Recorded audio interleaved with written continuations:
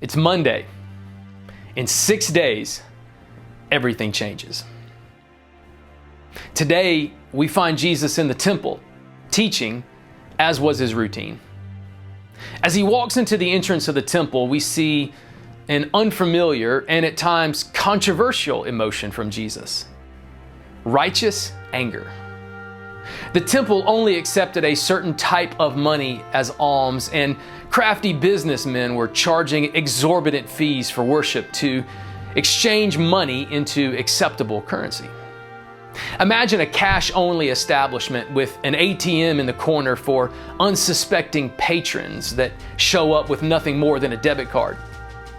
Note the surprise on the people's faces when the ATM charges a $5 transaction fee just to use the machine.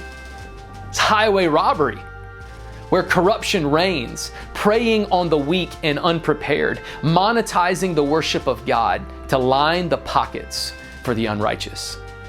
And Jesus had had enough.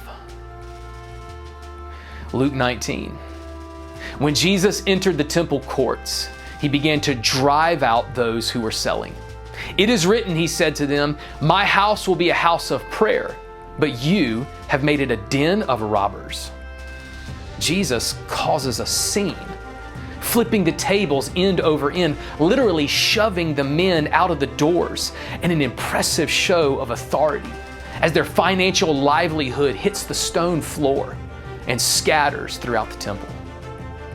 Yet, just a few hours later, on the other side of the temple, Jesus notices quite a different scene. As he sits in the corner observing the traffic of people in and out of worship, he notices a poor widow dropping 2 coins in the offering basket. And he says something astonishing to the 12 disciples. Luke says, as Jesus looked up, he saw the rich putting their gifts into the temple treasury. He also saw a poor widow put in 2 very small copper coins. "Truly I tell you," he said, "this poor widow has put in more than all of the others. All these people gave their gifts out of their own wealth, but she, out of her poverty, put in all that she had to live on." He claims that the meager offering of a few coins was actually the most generous gift given that day. Perplexed when the math didn't add up, Jesus taught his followers that what God is actually looking for is not the amount, but the heart behind the gift. You see, the woman had given all that she had, willing to trust God with everything. That type of posture, in utter dependence, is quite costly. Monday's lesson is all about the heart, the motives, the why behind the what.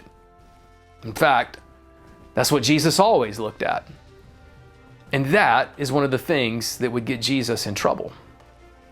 Because on Monday, we realized that Jesus had upset some powerful people. We find the Son of Man on the wrong end of the wrong crowd.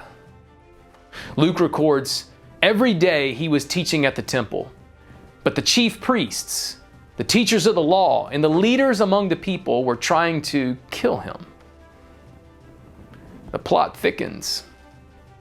A lot can happen in 6 days.